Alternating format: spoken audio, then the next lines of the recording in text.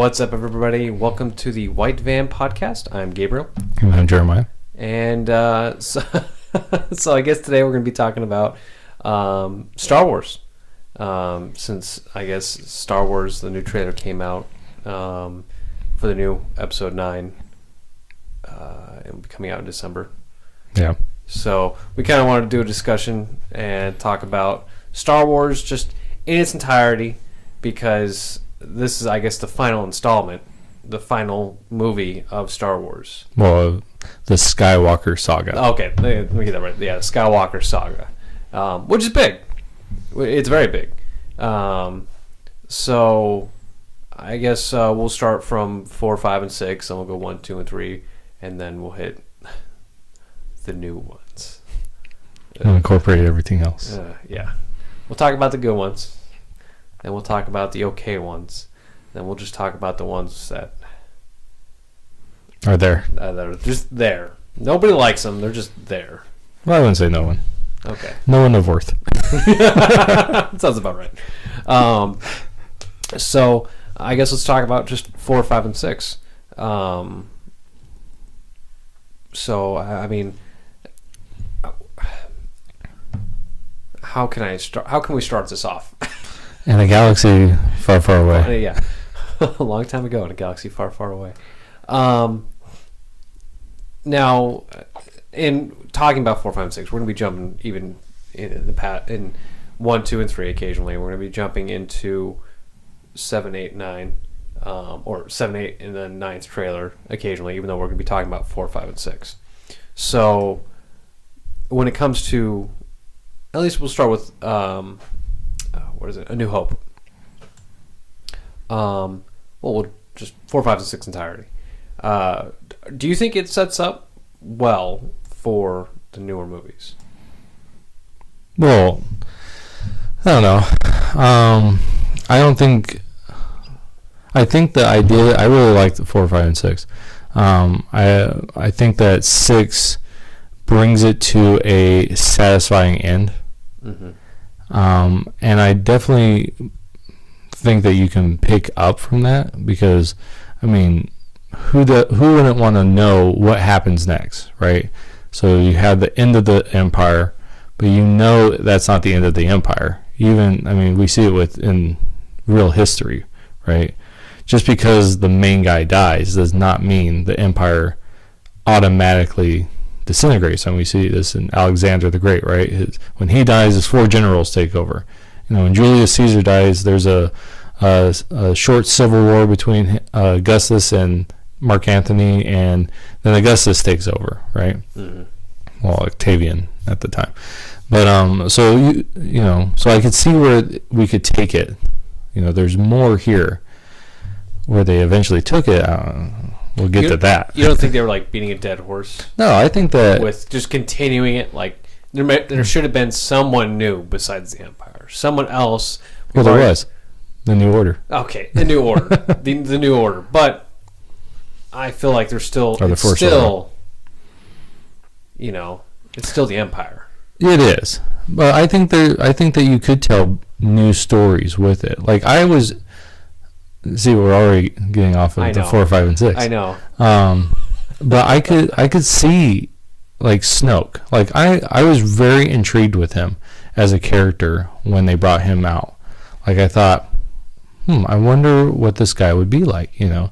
And I loved all the theories that were out there. Like, he's Plagueis, you know, or something. I thought, okay, you know, one was like he was from the outer reaches, you know, where like Thrawn's from, and so this idea of who is he? I was really looking forward to knowing more about this guy. Well, and I thought that was a big disappointment. Well, yeah, because I'd never, I guess, found out more about him, and I wanted to find out more about him in the movies, but then he ends up dying, and you're like, spoiler alert. Yeah, spoiler alert. There's gonna be spoilers. Deal with it. We don't care. But I thought that was a big disappointment. Like, I thought he was a very interesting character. Who I've heard all the theories that what or who he could be or what he is, you know. But you know, I wanted to know, and now I'm kind of left like, who the hell was he? Right. But well, let's go back to 4, 5, and 6. Okay. How, compared to, let's say, episode 1, 2, and 3, how did you like the I guess the old 80s? Well, let's cut off all of it. Okay. And just talk about 4, 5, and 6, and then we can, when we get to 1, 2, and 3, we can bring it all together. Mm-hmm. Okay. Well, so who's your favorite character? It would be Luke. Really? Yeah, because like starting off the hero's journey, right? The whole idea of, I like the fact that at the very beginning, like looking back. Okay, this is me looking back. I liked him as a kid because he had the lightsaber, right? Mm-hmm. And what kid doesn't want to use a laser sword and cut down people? But I like the fact that, like looking back and watching it, I like the fact that he starts off very whiny. I like that because he's not a hero at that point. He's just some whiny brat. And what? He's just a kid. Yeah, he's a kid. He's 17 years old or something like that, and he has never experienced anything. He's self-absorbed, because he wants it his way, and he gets upset that he has chores and everything. That's a regular person, and I never like the fact when people are like, oh, he's such a bad character because he's whiny. No, that's what makes him such a good character, because by the end of the movie, he's had a story arc. He's no longer that whiny kid. Now he's experienced tragedy, right? One of the best scenes to me is when he goes up and he sees his uncle and his aunt and they're burned, and he looks away and then he looks back, because it's almost like, I can't see this. It's his childishness. I can't see, I don't want to be a part of this. But he looks back and almost embracing adulthood, saying, because a part of adulthood is looking at pain and looking at suffering and being able to deal with it. Mm-hmm. A child can't do that. When a child, well, they can, but that's their, when they deal with it, that's them becoming mature. They have to deal with these things that are hard, these hard things of life. And so that's one of the reasons I like him. He's probably my favorite character out of all of them, because he has the most arc of any of the characters. What about you? Interesting. I always liked Darth Vader. Cop out. I know. And I guess just young me, just seeing him approach, seeing his suit, and how just dark and menacing he looked, and he was just a very interesting character. You're like, what's he gonna do next? Like, oh gosh, here's Darth Vader, And when you saw him, I was just quiet, and I'm just like, what's he gonna do? And it was fascinating. Just I liked the way they did his voice and the breathing and stuff. It wasn't just like, hey Luke, I'm your father. It's Luke, I am your father. And I like that. I liked how they put that in there. Like they made that his voice. Mm-hmm. And I just a really awesome character for me. But of course that was 4, 5, and 6. When okay, yeah. No, you're right. We won't get into anything more of 1, 2, 3. Well, I agree. I like Darth Vader. I think he's one of easily my top 5 all-time villains of any franchise, just because he has the command. In 4, 5, and 6, it's when he walks on the ship. He's in control. He's not moving fast. He's not flashy. He's not loud. That's one of the problems I have with other villains in the series. Exactly. He enters in and everybody knows. Right. And that's one of the reasons why I liked him. Everybody knew. Mm-hmm. And you see someone else in later movies, and there's like, what? Right. Well, and like when he grabs, I think it's the Captain Antilles or something like that, and he snaps his neck, right? He kills him right there, and he tosses him away. That to me speaks volumes of the character of who he is. You know, this is someone that doesn't care. You know, okay, you're the captain of a ship. Yeah, you're dead. You know, and he has no remorse. He has no like qualms. You know, he doesn't think about it. It's not like, should I do this or should I not? Should I kill this guy or will I get in trouble or will I not? You know, there's none of that. There's just, he does. I do. Yeah. It's a force at that point. Like not the force, but you know what I'm saying? Right, like, no, and it's one of the things that attracted me to him was just like, okay, hello, Darth Vader. It's just, what's he gonna do? Because it was so like when he was at that meeting in the Death Star and he choked, force choked, or one of the generals, one of whatever the they this thing, yeah. And you know, you weren't expecting that. You know, because like you know, you can see he's pissing off Darth Vader, and you're like, "What's Darth Vader gonna do?" Oh, he's choking him. Right. Oh, you know, and I thought that was just like, what's he gonna do next? You know, who is he gonna kill that guy? Is he gonna kill him? No. Okay. Mm-hmm. You know, and it's just seeing him enter the room. You're like, oh, Darth Vader's here. Mm-hmm. You know, and that's why I liked him a lot. But so who's from your favorite character? So who's your worst character? You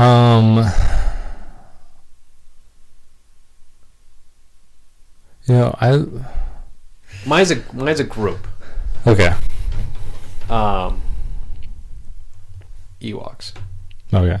I hate the Ewoks. Okay. So anything in 4, 5, and 6. Did you want like a specific character? Well, no, I didn't know if we were just talking about the first episode. Oh, we can go for the first episode. That's fine. That one stormtrooper that missed. So all of the stormtroopers. Right. I don't like C-3PO. I agree. I don't know if he's my worst, but I don't like him. Whiny character. Mm-hmm. And every time you're seeing him, you're like, oh, he's always going to be whining, and then R2 saves the day. He's whining, and R2 saves the day. And you're just like, oh my gosh. As a very intelligent robot, you just don't happen to learn that, you know, at all. Right. Like, it got very annoying watching him. But then who was that? Is that also yours? Yeah, I would say so. I don't like C-3PO. I never have.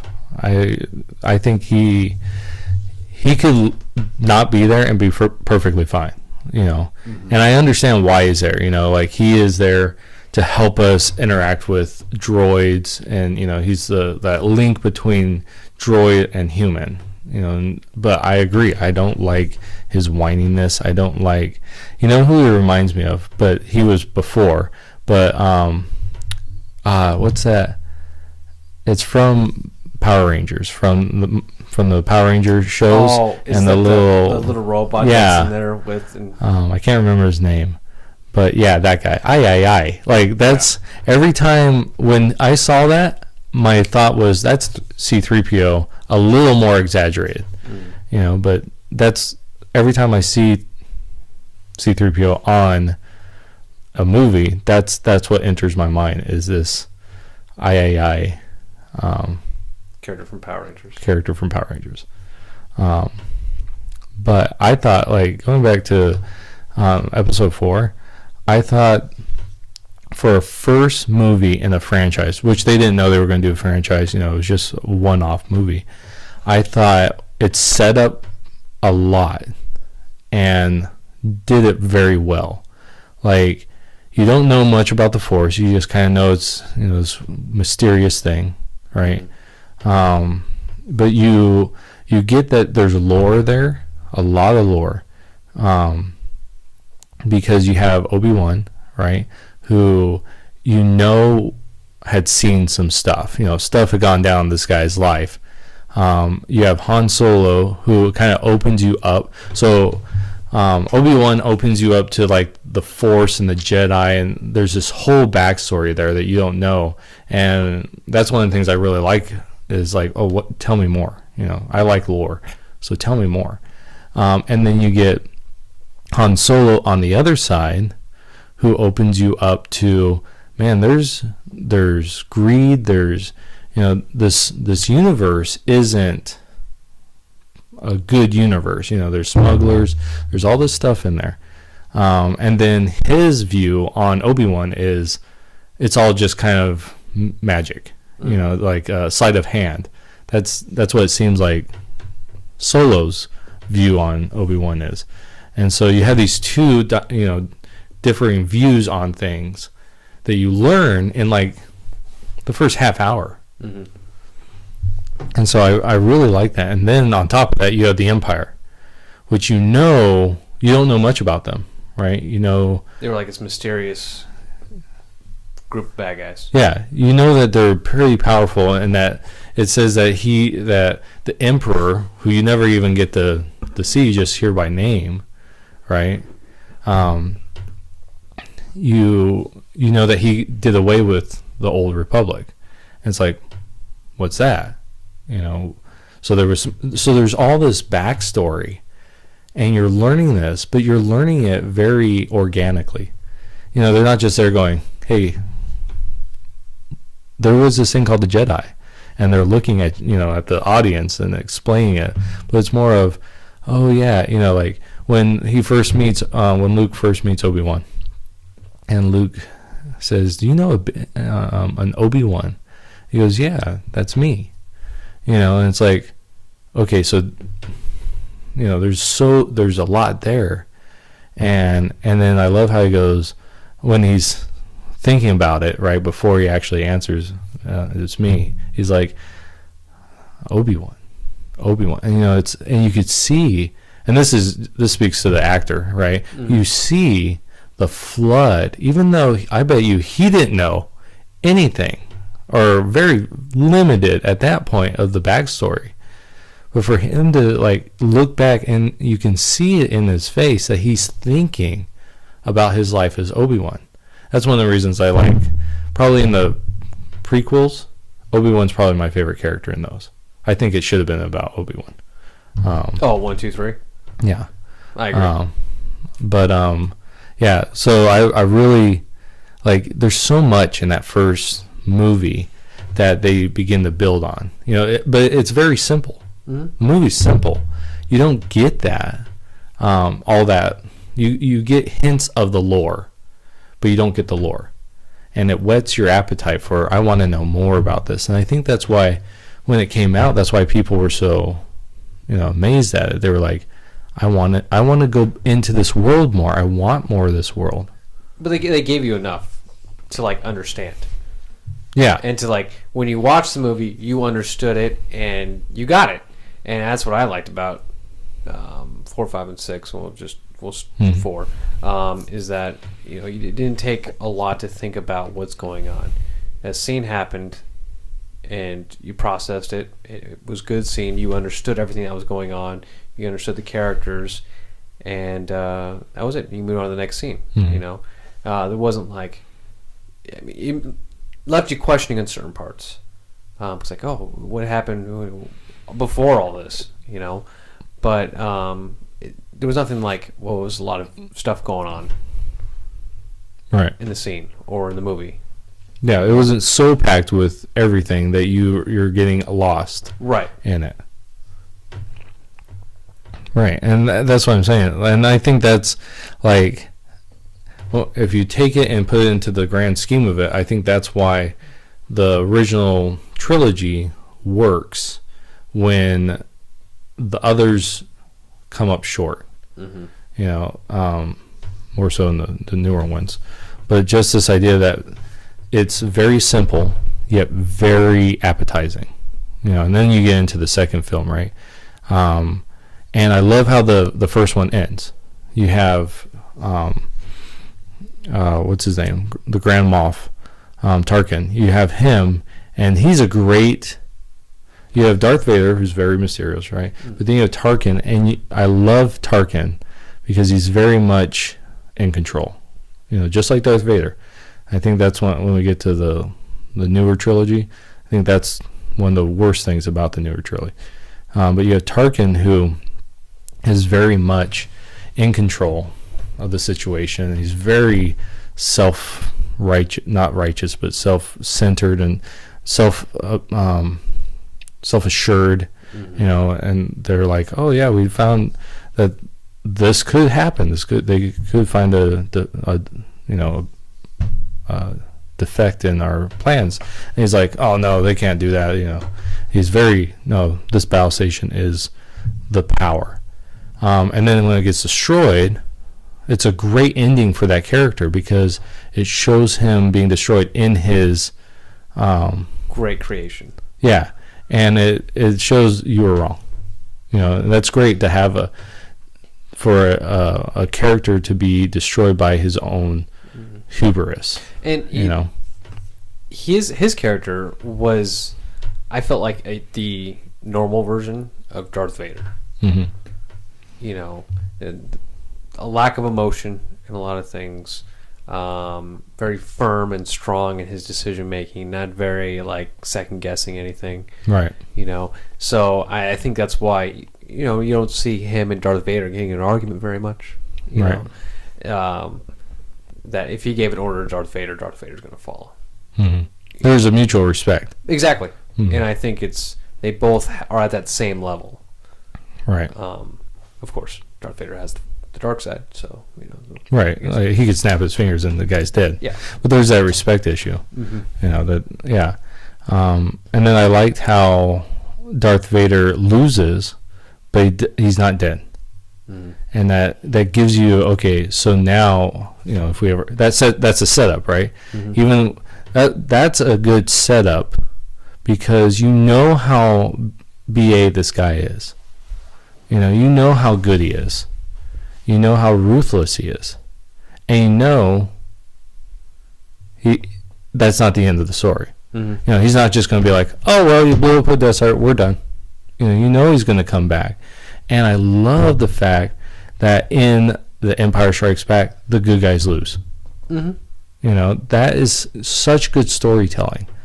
That's one of the reasons why I liked Avengers Infinity, because they lost at the end. And so much story. If you're going to have multiple, movies, like at that point when they do Empire, they're going to do another one. There's no... So they knew we're going to do another one. If you're going to do multiple movies, let the audience experience the emotional devastation of losing, because it's going to get resolved, right? So let the story tell itself that way, instead of ending always on a high note. Like New Hope ended on a high note, but there's still story there. Empire ends on a low note, but it's good because it's like this would happen. It's not always gummy drops and moonbeams. Right. And I feel like that's a how would you say a common platform for story writing, at least for Star Wars, where your first one is fun, exciting, and it boosts all the characters up and makes everything spectacular. And then the second movie, you dip down and it goes low, and you're like tragedy and bad things happen to the good characters. And all of a sudden, in the last one, it's all good. It all, the good guys prevail, and the day is saved. Right. And we see that. I see that in 1 and then 2 and 3. Well, 3. Maybe not in 3, but 4, 5, and 6. And I feel like we're seeing that in 7, 8, and 9. But we're back to 4, 5, and 6. But it's that wave of in the timeline, or in that timeline, the way the story is told. And I feel like a lot of trilogies do that. First one brings up the audience, the people watching it. The second movie drops them like a rock, and then the third one brings them back up again. Which is good. But See, and the next three, this is where I think it fails in that. Like it tries to do it, and I think it fails miserably because of that. Because 4, 5, and 6. Yeah, I'll get back to that. Yeah, I'm not going to go too much into it.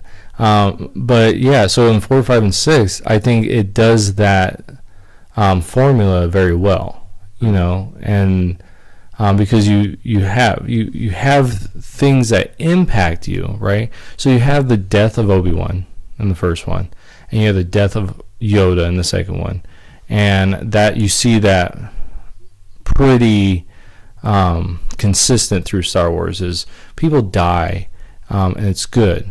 And you don't get a lot of time with people in the movies, right? You don't get a lot of time with Obi-Wan, but he impacts you. You don't get a lot of time with Yoda, but he impacts you, right? And then in the last one, right, in 6, Darth Vader dies, right? And you feel it because you've been walking with the story, and that whole 3 series is his, right? He starts out with, I just kill. I'm just basically a machine, right? He's just a machine, just a killing machine. And then you learn in 4 and 5 that he's the father, which to me is one of the best cinematic twists in the world. You know, that he is the father of Luke, your hero. The hero has darkness in them. And so now that, to me, at that point, it no longer becomes Luke's story. It becomes the Skywalker saga. At that one point, when you learn that he is the father of Luke, it becomes the Skywalker story. You know, it moves away from just Luke, and what that does is expands you again. You expand into this universe of, oh my gosh, now I really, like, before it's okay, Darth Vader's a great villain. Now there's tragedy that got him to that place. Because you know Luke's such a great guy. You know, everyone loves him. He's fighting for good. He's fighting for justice.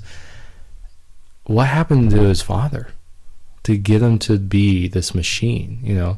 And to me, that's great storytelling, because now, without saying anything, by him just saying, I'm your father, then now we have, now we have a story that I really, before it was, I want to know about the Force, I want to know about the Jedi, but how did Vader get here, you know? And that, to me, was a great part. I wonder what it'd be like if they didn't write that in. If there was never, I'm your father. What if Darth Vader wasn't Luke's father? I don't think that 6 could have worked the way it did.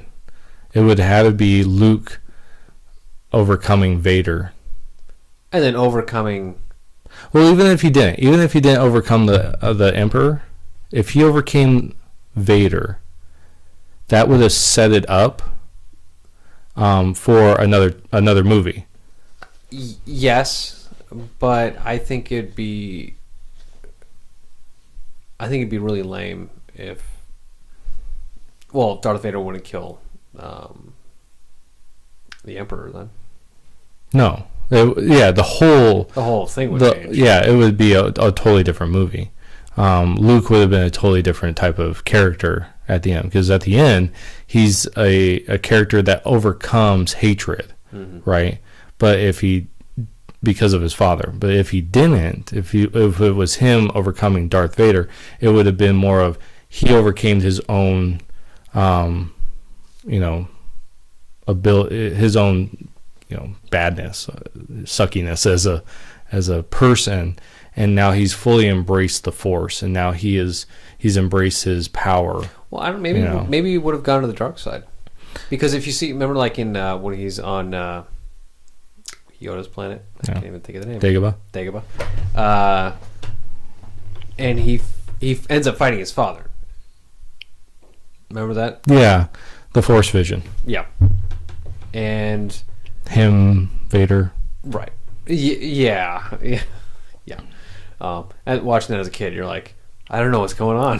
Why is he? Why is his head decapitated? Yeah. Why is his head in Darth Vader's helmet? What's Right. going on here? And yeah, but Which I thought was a great like kind of Easter egg or foreshadowing for the father yeah. quote. You know, Mhm. I thought Yeah. that was great. But I don't think it would have impacted. A lot of things would have impacted Luke as much.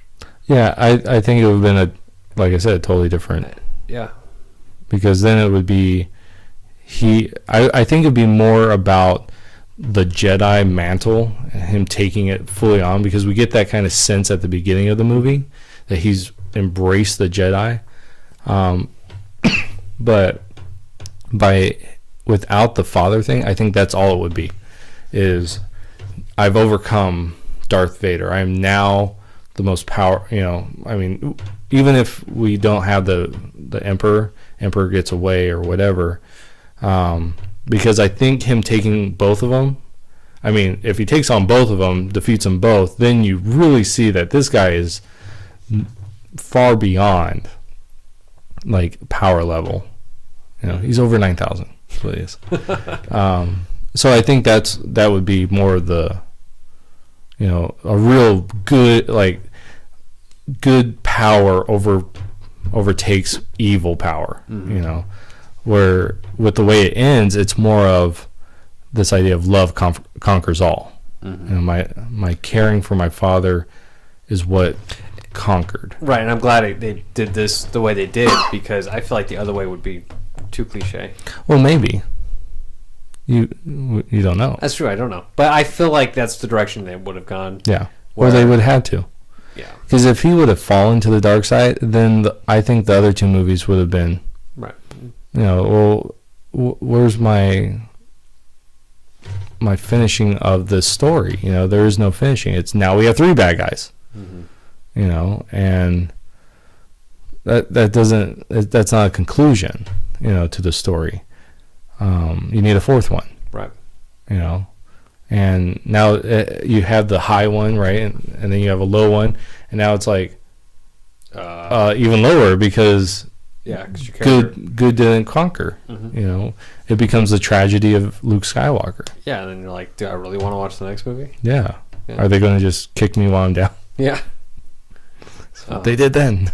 So let's talk more about 4, 5, and 6. Because how'd you like the effects?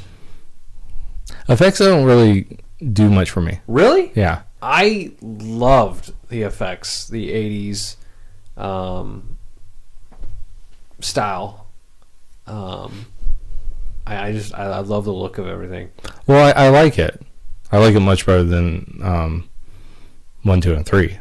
That's for sure. I don't like I mean, nowadays CGI, you can, you know, there's a lot of times it's like, oh, that's CGI.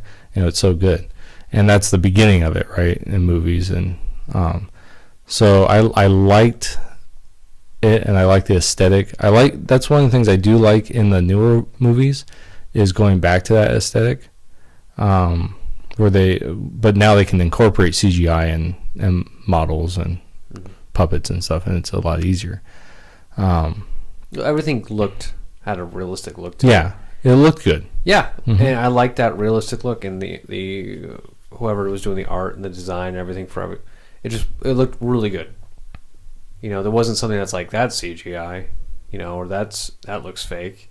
Right. You know, everything had detail. It looked really beautiful, and I liked it. I liked it a lot, and I guess it's more like, I think, going to the newer ones, you know, and just the CGI is nice. It's great seeing the effects, but at the same time, I'm like, I like the original look. Right. Which I'm not saying that it's not good. It just, story to me is more important than the aesthetic looks. You know, so and to me, if a movie sets up an idea, and as long as they stick with that idea and they're able to show it story-wise, I give a lot of room for, like, a perfect example of this is Fantastic Four, the newest Fantastic Four movie that came out several years back. A lot of people were hating on it. They're just like, oh, it's just crap. It's not a Fantastic Four movie. And so when I went into it, I'm like, I'm going to allow it to tell its story. For good or bad, let it tell its story. And I walked away going, it was fine. It wasn't to my opinion, there wasn't a Fantastic Four movie, the way I picture it. Mm-hmm. But I understand what they were doing in the movie, and it was fine. I feel like in the Star Wars, the newer ones, they fell at that. They fell at the story. So, but going back to the effects and stuff, they're cool, and I really enjoy them, and they don't distract from the story. And so I like them. Well, I thought it was subtle too. Yeah. Which sometimes becomes an issue in the later ones. Yeah, definitely. And I like the subtleness because then you get more of the story, you get more of the characters, and stuff. Right. I'm gonna ignore that phone call. Yeah.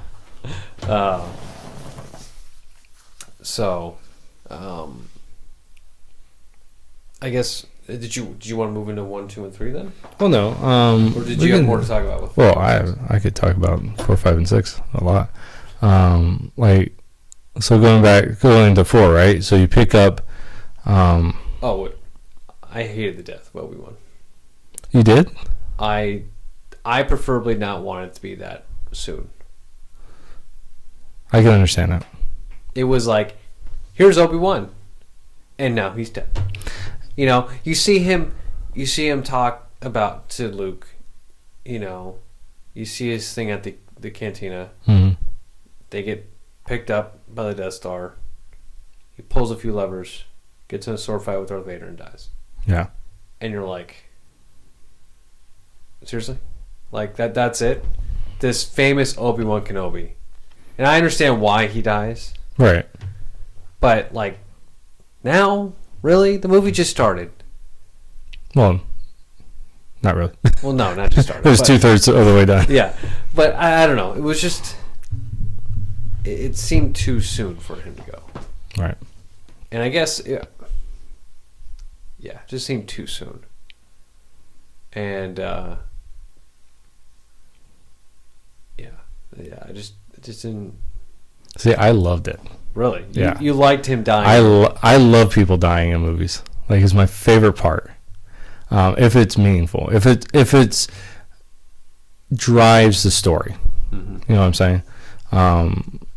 My wife always she calls me kind of morbid because in Dory, Finding Dory, I wanted one of her parents to be dead at the end. I wanted it so badly, and it didn't happen. Both of them were fine, and it would have been alive. too much of a happy ending. Yeah, it was too much of a happy ending. And so I like it when characters die, as long as it serves in the story. So when that happens, you're like, two things. One, holy crap, Darth Vader's more powerful than Obi-Wan. So you've watched Obi-Wan do the mind trick, cut down the guy's arm, do all these things, start teaching Luke and expanding this universe, and then he gets taken out. And you knew Darth Vader was really powerful. But then he kills Obi-Wan, and you're like, whoa, how powerful is Darth Vader? But as you look at Obi-Wan's death, you realize, no, Obi-Wan's even more powerful than Vader. Or he knows more, than Vader. Because he allows himself to die. It's not that he just dies in battle. He actually stops. He does. And just took it like a man. Yeah. Well, and it's like, and you want now to me as in the story wise, you go, wait a second. Why?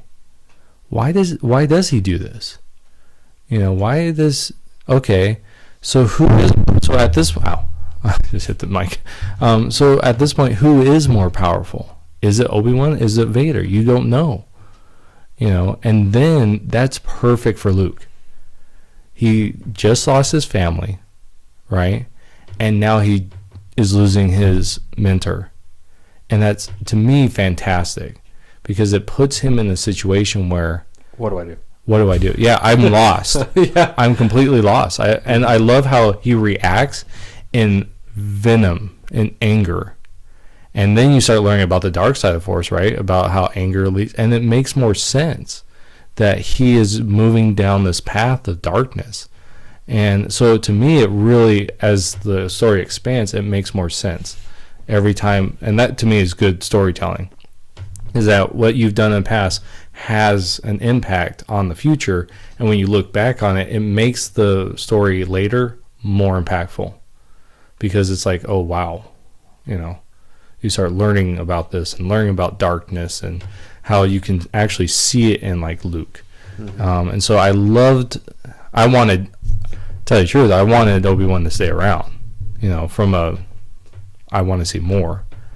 But from a story standpoint, I'm like, I loved that he died. Mm-hmm. So that's why I like his death. It just seemed too early for me, too quick, and I just wanted something amazing out of him before he would have gone. So I can be like, Obi-Wan, yeah. But you see him, you're like, oh, this old dude who whipped out a lightsaber a little bit, But see, I think that's what Star Wars does best, is the subtlety. Because, yep. My phone dropped. So, like, because think about this, like, did you watch, what's it called now? Rebels? Star Wars Rebels? Was that? It's the last animated show before the newest one. I did not. Okay. I have the whole series. You need to watch it. Because there is, mind if I spoil something for you? Okay. So there is a fight between Obi-Wan and Darth Maul. Really? Yeah. It is fantastic. Wow. But it's subtle. Like, it's not a dragged down fight. It is such a subtle moment and so quiet. And I think that's what Star Wars does good. Like, they have the build up, and then at the build up, instead of having this huge crescendo of like, oh, it's this amazing battle, it's, oh my gosh, it's quiet. And it's like, you've been waiting all this time and you get this quietness, and it's like, it kind of feels like, I kind of got gypped there. But at the same time, it's like, I don't know, that's satisfying, because it's intimate, and so when Obi-Wan and Darth Maul fight, you get this, all these years, like, if you follow the whole story of Obi-Wan and Darth Maul, right? In the first episode, Darth Maul kills Qui-Gon. Mm-hmm. Obi-Wan slices Darth Maul in half.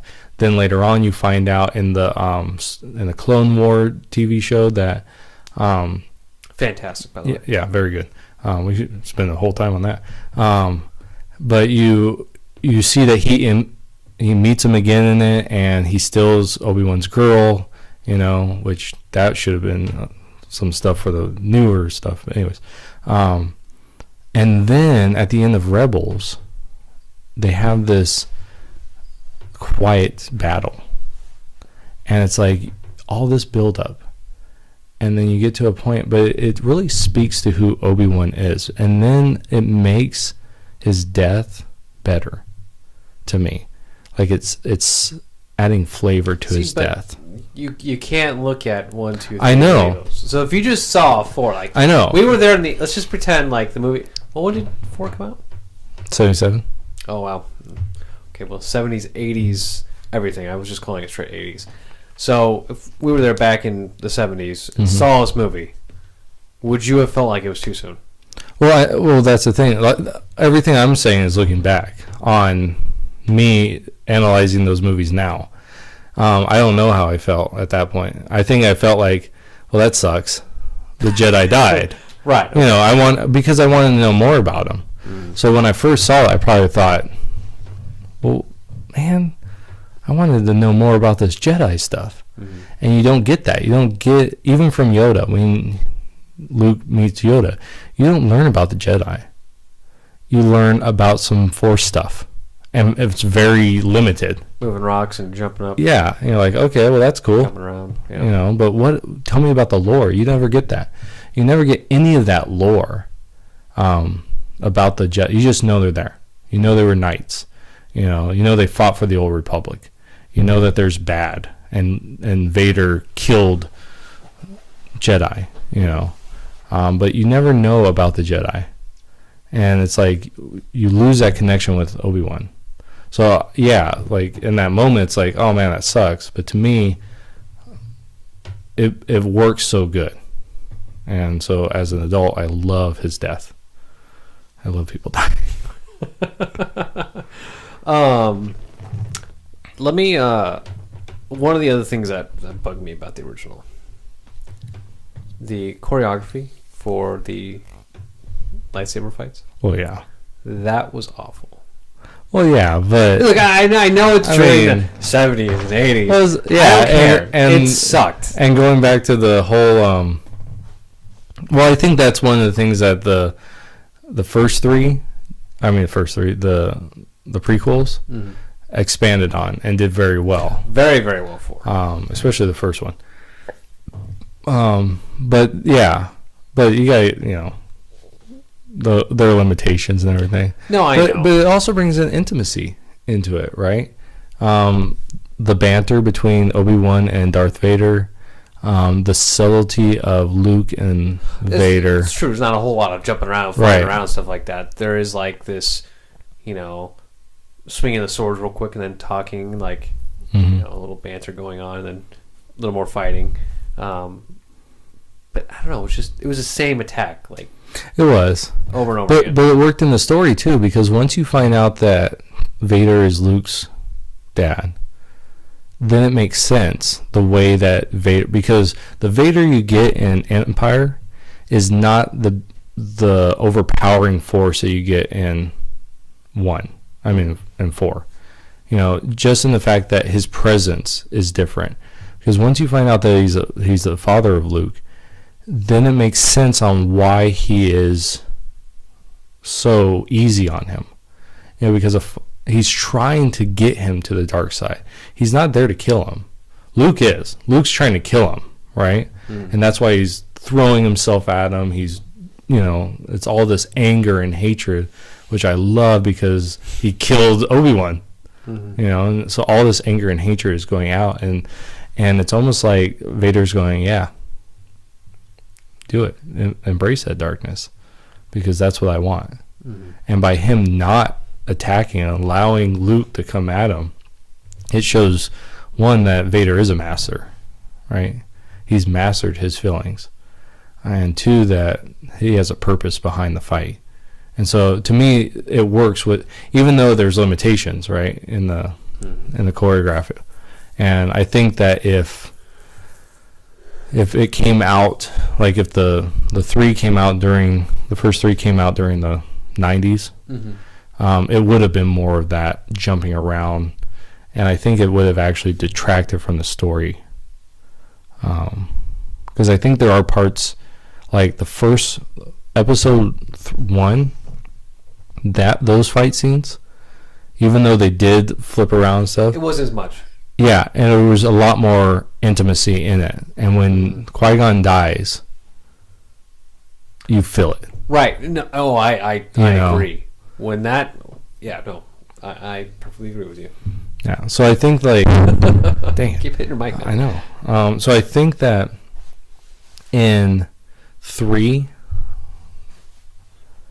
the fight scene goes between Anakin and Obi-Wan, even though it was really cool, I think it detracted from the story. It wasn't, you didn't get the intimacy of two brothers fighting. It was more of, look at this spectacular thing on this volcanic. Look at these effects. Yeah. So I think that everything has its good and bad to it, with the fight scenes. So. What did you want to? Anything specific about 4, 5, and 6? You want? As far as 6 is probably it's my favorite and least favorite movie out of all three of them. It's my favorite because of the throne scene, the throne room scene. But everything else about it, I don't like. Like, I don't like the Ewoks.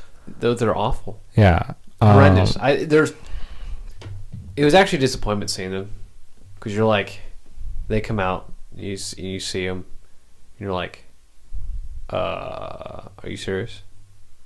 Like, you go from this like awesome film to all of a sudden like little teddy bears. Yeah, kids. Yeah, kids. Right. Now it's like it's tailoring to more of kids, and you're just like, really? You just two fantastic films, with like this really gripping story, and then you're gonna throw out this like little kid thing at me, you know? And it's just okay. I'll roll with that. I wish it was more of like a tribe of people. Yeah. Or aliens. More alien tribe, you know? Right. Than these fluffy little teddy bears. Right. And I agree. I don't like that it shows the ineptness of the Empire. That these small little things can completely overtake I thought that was ridiculous. I was like, you guys gotta be kidding me. Yeah. That to me was the word. Like, going back into the Clone Wars, right? Like that series, you have these people. I can't remember. They're the ones with the long thing. I can't remember what their names are. Anyways, but you get a couple of stories of their planet, and they're fighting. Like and they're losing. You know, yeah, I know that in the grand scheme of things, the clone troopers are supposed to be better than the stormtroopers, but it doesn't matter. They're fighting, and they're using lasers, and they're using, military tactics, and they're losing. I guess that would be in Rebels, not Clone Wars, but they're losing to the Empire. So they're losing to those stormtroopers, But then you have the Ewoks, and it doesn't make sense story-wise that the Empire is defeated by the Ewoks. And I agree, it should have been more of a bigger tribe, or like something. I would have liked to have seen, and I know there's other stories going on about Kashyyyk and Chewbacca's race of, whatever the hell he is. But I would like to have maybe seen his race. And what would have been good? Because, now, with all the extra stuff, they were enslaved, right? Wouldn't it have been a more interesting thing? They were enslaved, they were brought there to build that station. Oh, that would have been pretty cool. And then the heroes, let them loose. Or you get a scene where Skywalker goes through and lets them loose, and now they come running out, and now they're the ones that are going to help liberate, because they're actual warriors. Yeah, and I can see them beating up a stormtrooper, like physically beating up. Right, and then you could get that, like in the first movie, you get Han saying, "You don't want to make a Wookiee angry. He's been known to tear people's arms out of their sockets." Wouldn't that be? I mean, that you couldn't show that, but you could have a stormtrooper without any arms. Like lying on the ground or something, lying against a tree or something, and then it's like, oh my gosh, like he was right. Yeah, that actually happens. But something like that would make that whole planet such a better, or that part of the story so much better. So that's one of the things that I don't like. I also don't like the whole first half. Really? Yeah. Well, as far as I don't like. So Yoda doesn't die in the number 5. He dies in 6. I misspoke. But I like when he's going into to see, what's his name, Jabba. You don't like that. I don't. I can't believe you. Yes. I don't like it. You don't like Jabba the Hutt? No, it's not you that. just don't like the scene itself. I don't like the scene. And why? okay, not? here's the reason why. So you're supposed to get this idea that Luke is pretty close to being a master at this point, right? He is at least a knight, or almost a knight, because of. I feel like he's almost like he still has a lot to learn. Yeah, well, yeah. But he's supposed to be pretty good with the Force right now. Mm-hmm. And then we see him do the mind trick, right? But he does a Force choke, right? Not in the same way as Darth Vader does, but to the two pig guys, he goes like, he points at them. No, you're right. And then he points to the other one, and they start grabbing there. Now, I've heard people are like, well, it's a mind trick, right? Because he doesn't hold the throat. Mm-hmm. He just points to them, right? But that's not the sense. If you don't know all this stuff, like, that's the sense you get. Like, he's force choking these guys. We've only seen bad guys do that. And so I like it in the sense of it's showing like this gray area. Yeah, this gray area, which really pisses me off that later they don't make. If they would have made him a gray Jedi, I totally agree with you, and that was a theory. That was supposed to happen, right? And that's one of the things I don't like about the forever. Why I hate Disney? Yeah, well, I don't think it's Disney's fault. You don't think so? No, I think it's the high ups at Lucasfilm. But we'll get into that when we get into the other things. But yeah, if they would have turned him into a gray Jedi, I would have been fine. With that, because then it's like, okay, he knows, or he's in this place where he's using what he feels like is the best situations, But then,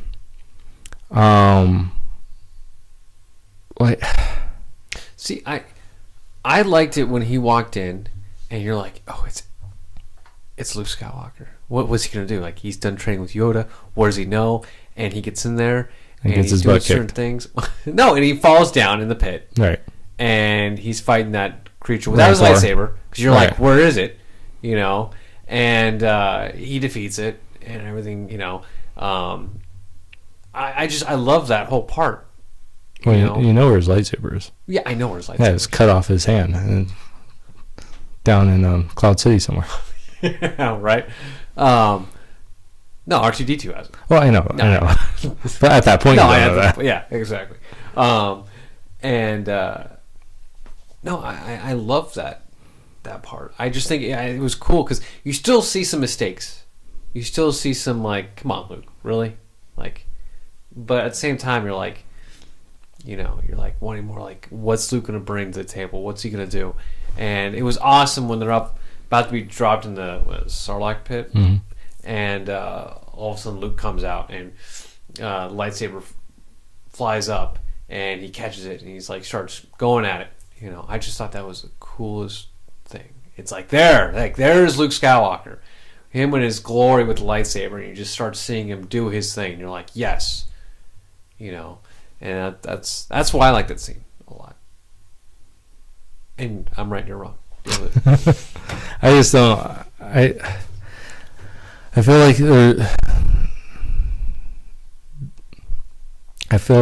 he could have done more. Not enough then. So yeah, there wasn't enough of him displaying, because I want Luke to be the Jedi, right? The embodiment of the Jedi. And in the movie, I never feel like we see that. But he's so fresh, though. I know, but think about the training he had. He was with. How long was he on? Dagobah. Yeah, with Yoda. Not very long. Not very long, like a couple months. Yeah, and so what training did he get from Obi-Wan? I completely understand why he sucks. Yeah. But by 3, I want him to be done, or at least over the night period. Like, I want him to be a knight, like a full-on. Even when he tells Yoda, so I am a Jedi, right? Before Yoda dies, Yoda's like, he like laughs at him, and because he's like, you're not, and I understand, but I wish he would be. You know, because you never see that person of Luke. Well, I feel like after he's defeated and he's experienced defeating his father and defeating, Darth Vader and the Emperor, I feel like then he has become. That's what you should feel. But see, this is why I have such a problem with the next movies, and it diminishes 6 for me. Because I never see that. I see him, he never defeats anyone. He overcomes. Oh, okay. You're right. He didn't defeat Darth Vader. Yeah, he doesn't. He overcomes. He appeals to him.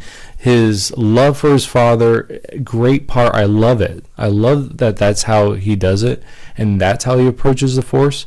Where when you take that, and then you add in 1, 2, and 3, and how the Jedi became, you gotta destroy. Like that's what they became, right? And then Obi-Wan, Yoda, they completely wrote off Darth Vader. But then you have Luke saying, no. There's a time for violence, because we see that with him at the beginning. But there's a time for there's another approach. I love it. But I never see him become the Jedi. Like the embodiment of Jedi that I've been waiting for him for these 3 movies to become. And then it makes it worse because of the last 3 or the next 2 that come after that, the new ones. It diminishes it even more for me. That I love the scene, but I know because of the next movies that he doesn't become the Jedi he should have. Because of actually, that was the biggest disappointment. Yeah, for me. Which we'll get to that one. But that's what I'm saying. Like that's why. So that's why I say it's my favorite and my least favorite, because it was always my favorite. Because I agree with you and most of what you said about Luke and doing everything, and then when that happened, when those movies happened, the next ones, it almost ruined Return of the Jedi for me, because to me there is no return. It ruins that movie, in my opinion. So I would say probably Empire's I would actually go probably 1, 5, 6 or 4, 5, 6 in my liking, because before it was always Return, and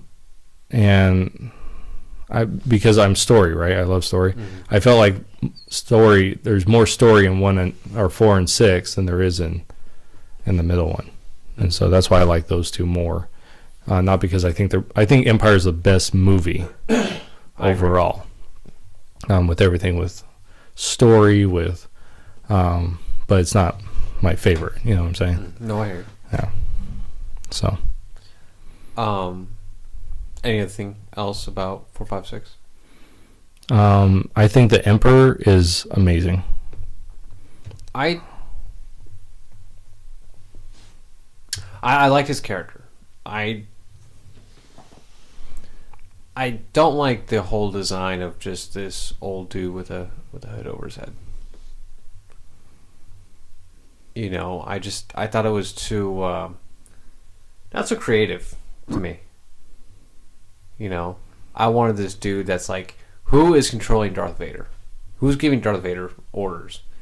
And you just see this old dude in this like hood, this robe with the hood low, and you can't see his eyes, and he's just like, Darth Vader. And you're like, that's controlling Darth Vader? That's who's giving the orders? I know the extent of his character, right, and what he's done. Yeah, he's a very powerful character. But watching the movies, if we're going straight 4, 5, and 6, like fresh, you're just like, really? You're the dude who's giving Darth Vader orders? I kind of wanted somebody just a little bit more, or just something that looks a little more oomph to their character. That's how I feel. Well, see, that's one of the reasons why I like him. He's not flashy. He's not flashy. You look at him and you go, how did this guy become emperor? Right? He moves very slowly. He's not loud. Again, it goes back to that. He's not loud. He's not flashy. He is very simple. His simple robes. He's just in black. He's old. Darth Vader could, it seems like you would think he could easily take him out. And so when he does his force lightning, it's like, oh my gosh, like this guy is freaking powerful. Like this guy, there's a lot more. Now you know why he is commanding Vader, and so I like that, like the subtlety of power. And that to me is what, when Star Wars is at its best, that's what it is. It's subtlety. Subtlety in the fight scenes, subtlety in, not to say that they can't have the big flashy stuff. Right. But when it comes to when we're zeroing in on things, when we need something that is this is just a side note, but in number 3, where Anakin cuts off Dooku's head, to me the best part of that whole scene is when he has him, right? And he just has him, Dooku's head in the middle, and he's got his lightsabers on both sides. And then the Emperor, what's going on? Yeah, and he's like, "Oh, good job. I'll do it." Like the Emperor comes out, do it. And Dooku looks over and he's surprised, and his head comes off. Like that is Star Wars, because it's that subtle. So much happened in that moment. You had the nice Palpatine, and then the do it, right? Mm-hmm. And that shows you the duplicity. I mean, you know about it, but it shows you the simple duplicity of it. Mm-hmm. And that's what I liked about him in number 3. I mean, in 6. That simple duplicity of him being this nice, quiet old man with the power of force lightning, which you never see, right? In the first 2. That's why I also think you need to watch 4, 5, and 6 first, so you see that power for the first time. It's like finding out Darth Vader's Luke's dad. You shouldn't watch 1, 2, and 3 because you're going to know it. Mm-hmm. But if you watch 4, 5, and 6, there's that impact, and now the impact of force lightning. It's like, oh my gosh. But you wouldn't have that impact if you watch 1, 2, and 3 first, because Dooku, some guy, he's a powerful guy. He beats Obi-Wan, he beats Anakin, but he's not the main guy. And to show that the main guy has this power shows you, wow, this guy, now you know why Vader is following him, because he is more powerful than Vader, even though he doesn't look it. And that's what I like about him, because again, it's the subtlety. So interesting. Yeah, I try to be. I'm still right. Yeah, it's okay. Anything else?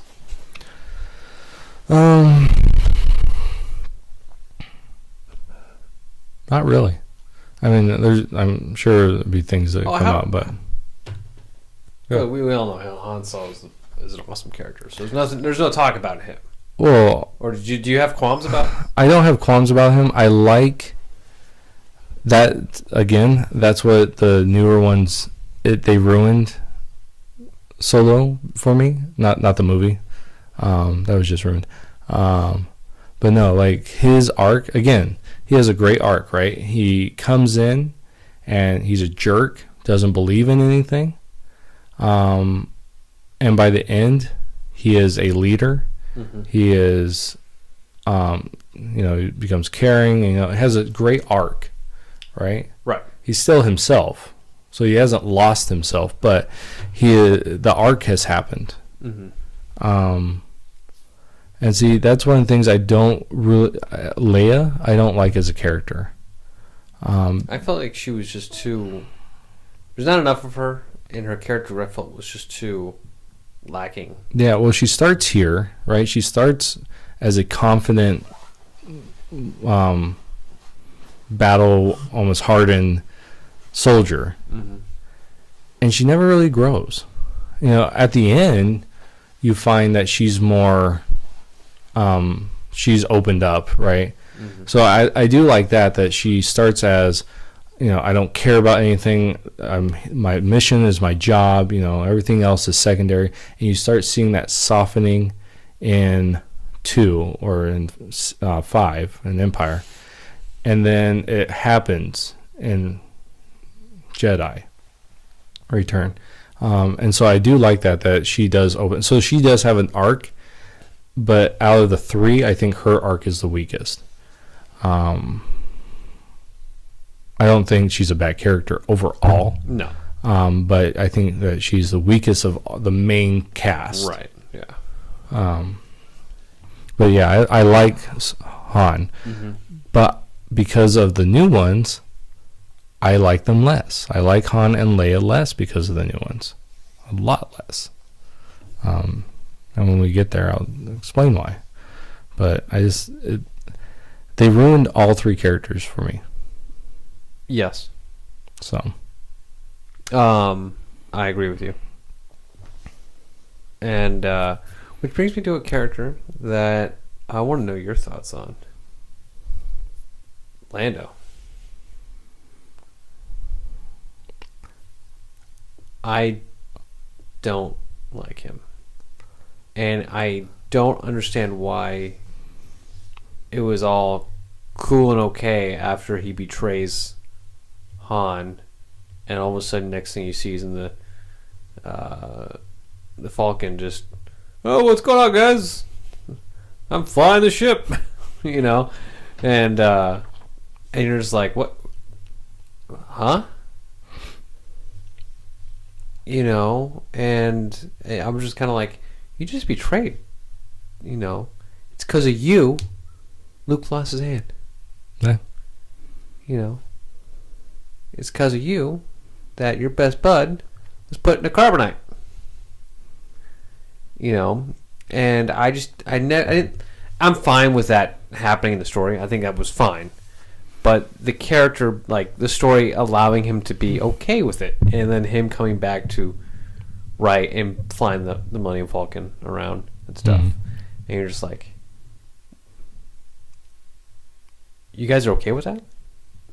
I just didn't like that very much. They should have just either killed him off or just never be seen again. Well, even if he, you know, it would have been nice is when they first, he's there. I would have liked it if he wasn't there. If Lando wasn't one of the soldiers in, what's that worm's name? Jabba. In Jabba's palace.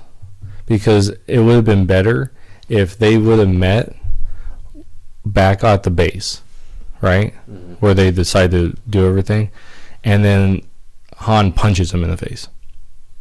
You know?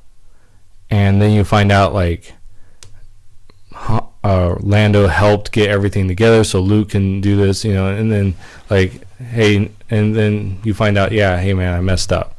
Like, if there was a resolution that you actually saw, it would have been better. I would have been okay with that. But there was no resolution. There wasn't. It was, you're right, it was, hey, screwed you over, hey, we're friends. Yeah. And I'm just like, wait, I'm not understanding this. Right. And I didn't like his character from that. You know? Yeah. I would put Lando in character standings. I would have. He's better than C-3PO. Yes. Definitely, yes. Not as good as R2-D2. No. I think he's better than. No, I like Leia better. Yeah. I would say that for me it goes probably Luke, Darth Vader, the Emperor, R2-D2, Han, Leia, what's his name, Lando, and then C-3PO. Well, and Chewbacca. Chewbacca would be probably under R2-D2 for me. So, but yeah. He would have been higher if we would have saw those arms being pulled off. Right. In return. No, I agree. So, but there was no arm pulling, so nope. No points there, bud. Yeah. So did you want to anything else? 4, 5, and 6. Any extra things you want to put in there? Overall, well, Yoda. We didn't talk about Yoda. Sure, we are forgetting one of the I wouldn't say the biggest character, but a very old character. Yeah. I liked how he's introduced. Again, it's that subtlety, right? He's not the flashy. He's not that type of, just like the Emperor. He's just like the Emperor, which I think is great. Introduction. He's just like Obi-Wan. Yeah, exactly. That's what I'm saying. The subtlety. You meet him, and when I first watched it, I'm like, this is him. Like, it didn't trick me. Like, I knew, even as a kid, I'm like, this has to be him. This has to be the master that he's there to see. Because even at that age, I understood that you don't have a lot of time in the movie to be introducing a bunch of different characters. But I remember seeing him going, wow, this is cool. Like, I like him. And I thought it was funny, because he's kind of that slapstick humor at the beginning. But I don't like him when he's like, too old. He's too old. It's like, are you freaking kidding me? Like, you have no options, dude. You don't get to pick. And then he's like, there's another, right? And the idea is that's Leia. Okay, she's older. She apparently doesn't have as good of an affinity for the Force, because she doesn't even want to, become, she doesn't want to become a Jedi. She does use Force. She becomes Mary Poppins later on. Oh, don't even get me started with that, dude. So, you talking about the... Yeah. Yeah. So, that was awful. Yeah. So, but you know what I'm saying? Like, like, I don't like that of his character. As if, he should know. You guys. And then this is a problem with the prequels, speaking into the original trilogy, is he and Obi-Wan, it was actually, I think it was Yoda that came up with the idea of splitting up the kids and hiding them. So if he's too old, it's your own dang fault, Yoda, that you didn't do this earlier. You could have easily grabbed him, had Obi-Wan, because we know that through the other, extended stuff, that they were in contact in some way, that they could have just been like, okay, when he's 10 years old, you bring him to Dagobah, and we'll train him. They had no problem before, having younglings. So when he's 8, or whenever age they decide, you bring him to Dagobah, we train him, and we get this done. But they don't do that. So whose fault is it, Yoda, that he is too old? So don't say crap like that. That pissed me off when I heard that. I'm like, not when I heard it. Mm-hmm. Before it was like, okay, he's too old, right? But then this is the thing, is when other parts start talking, and start pouring into the story, like the first 3 episodes, and you learn that it's Yoda's own fault, that he's too old at that point, then it's like, okay, then you shouldn't have said that. And I know those were written before, right? But then to me, as a writer, as I've written stuff, you have it right in front of you. You know what it says. Fix it in what you're writing, the new stuff, right? You can't fix the old stuff, so you have to write the new stuff to fit in that world. And so why not say, we won't be able to train him until he's older, or tell us somewhere in there that Obi-Wan, something happened, and that's why Obi-Wan never brought him, that Obi-Wan decided, apart from Yoda, no, I don't want to put Luke in this, that he cares like a father for Luke, Yeah. That could be told a different way, right? I mean, that maybe they will do that, but you could have said in episode 3 Yoda's like, when he's 8 years old, I want you to bring to him. And then you leave and you go, well, wait a second. He didn't, right? He was too old. And so now you have something to work with. You can say, here's later on in some other story, you could say it's because Obi-Wan saw him as his own son and didn't want to put him against his father, and then that would make sense in the story. That's why Yoda says, no, he's too old. We missed the mark. We missed the time. And it's really, then it'd be a shot at Obi-Wan. Yeah. It was Obi-Wan's fault. Yeah. So. I didn't like how Yoda died. I thought it was just too anticlimactic. Again, that's what Star Wars. No, I know it is subtlety, and I love that about the films. But at the same time, Yoda. Yeah. Like, could you have gone out something just a little bit better? Defending something instead of just dying from old age. And nope. I know it kind of like left Anakin like Luke, this is it. No more training. This is it. It's back to me now. And I like that, but at the same time, I'm just kind of like, dying from age, really? That's how you're gonna go out? When 900 years old you get, look as good as you do. Look, we saw him back in 3 flying around all like, right. And this one, just dies from age.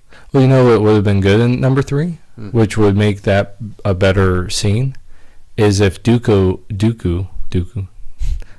would have hurt him, or something would have happened. So in 2, something happened, or in 3, something, or perfect. The Emperor, he hurt him, and we know it. Like we see it explicitly, or we're told it.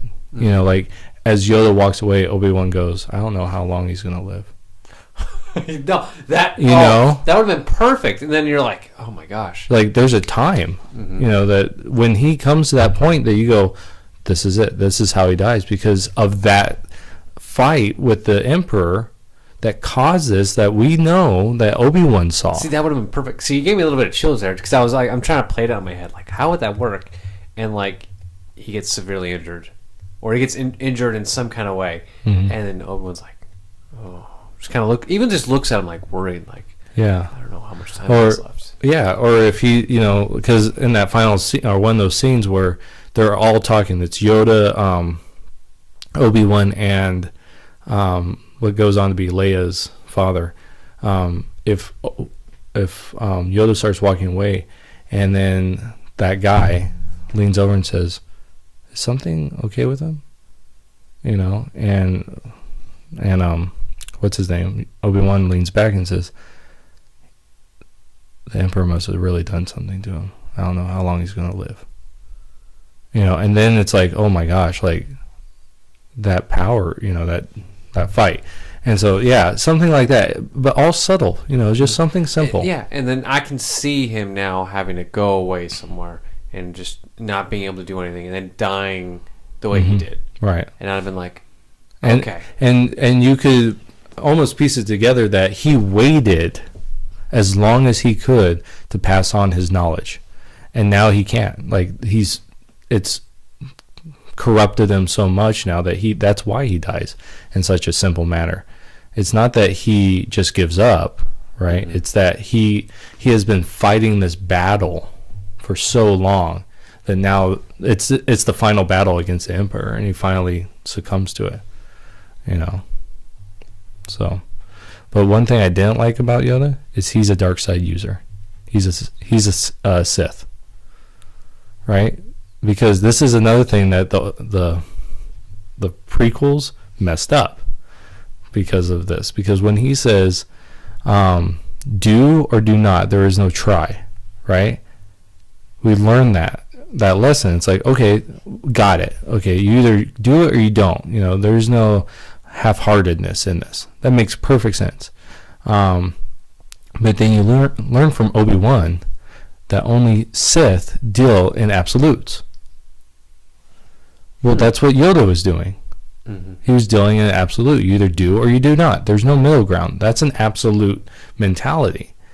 And by that one, when you watch the original series and you go, makes sense. Got it. You gotta go all out or not at all. But then Obi-Wan brings in this idea of the Sith only dealing in absolutes and the Jedi not. The Jedi deal in this gray area, which throws off that thing. Do you think Yoda was kind of going more towards the gray Jedi? He wasn't. No, he'd be going the opposite. Right. No, I understand. Do you think he was trying to somehow, like, he was the only one that was almost coming close to a gray Jedi, but never really got to it? No, I think that. I mean, he was using lightning too, wasn't he? At one point? No, he never uses lightning. He catches it. Oh, you're right. He catches the lightning in 3. He does. Okay. Which, then the question becomes: is lightning a dark side power, or is it just a power? Which that'd be an interesting, Well, I always thought it's because it does destruction. Yeah, I always figured it was a dark side power. That's why we only see dark side users using it. And so how that actually plays out now, who knows? Because I know, I guess in the expanded universe, there's Jedi who use lightning, but they use a different form of it, so it's not dark side lightning, it's a different whatever. But how it's going to use now, who knows? But no, I think Yoda has gone to an extreme, which I don't think is right. Because we learn in the Clone Wars that he is chosen to be a Force ghost. He's allowed to do that and to pass on his knowledge. So I think he should have become a gray Jedi. To me, that should have been the purpose of Luke. Anakin. I don't mind the idea of the promised one, or the chosen one, and Anakin being the one that brought balance, right? He takes out the dark, right, and the light, and now there's only Luke becomes a gray Jedi. That would make perfect sense, right? Because now there's balance, and he passes on balance. Makes perfect sense. But Yoda's the extreme of light. He's not a gray. He's the extreme of light. Okay. Which that doesn't make sense when you start adding in all the other stuff, especially. So there's a great arc in the Clone Wars called Mortis, and it's this idea that Anakin controls both the dark and the light, and he actually makes them bow. And it's that makes sense. That he is the gray Jedi, the middle point. And that's how the Force is supposed to be. That's the way the Force wants. He wants that balance. That every single individual has a balance of dark and light. But we don't get that. Because then Luke becomes light. And that's why he gives up on the Jedi. It's well, freaking, that's not what you're supposed to be. You're supposed to be a balance. And that's another reason why I don't like I hated his character. Yeah. So yeah. So did you want to move into 1, 2, or 3, or how much time do we have left? I think we'll have to do that next time because we're coming up to an hour and a half. Okay. So. Well, okay, that's fine. So we'll do. I guess we'll do 3 installments to this. Yeah. What do you want to do 4? Well, I guess we can do 3. We can do 3. We can wrap in the Clone Wars into there. Kind of just. It's been a while since I've seen Clone Wars. That's all right. So you'll have to go ahead. I can give you I have all the Clone Wars, all the Rebels. You can do a whole you can binge watch them. Oh my gosh! Because I'll be gone all next week. Please. So. Okay. Well, do you have anything else to? Nope. I think that's it. Okay. Well, hey everybody. Thank you so much for listening, and we'll see you guys in the next podcast. Take care. Yeah. Subscribe. Yeah. Hit that like button. All right. Bye.